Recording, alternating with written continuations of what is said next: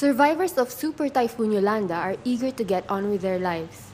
Although classes started last week, so much work needs to be done.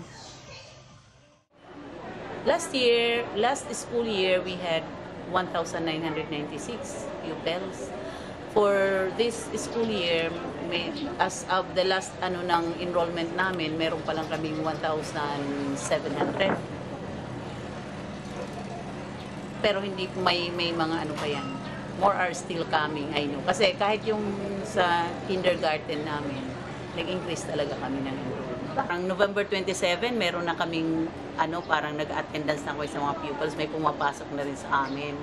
Although hindi pa rin marami, pero the teachers attended to them, parang nagdi-debriefing din sila, sila ng mga activities para sa mga bata. Sa classrooms namin, kumbaga kulang pa rin kami ng classrooms.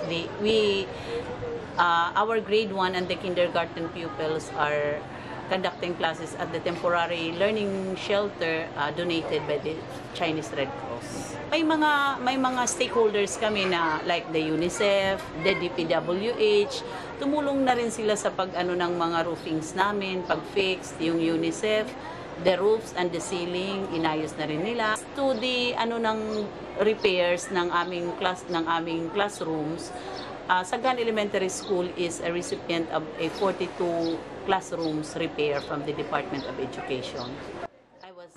This is Francis Mangosing, Inquirer.net, Tacloban City.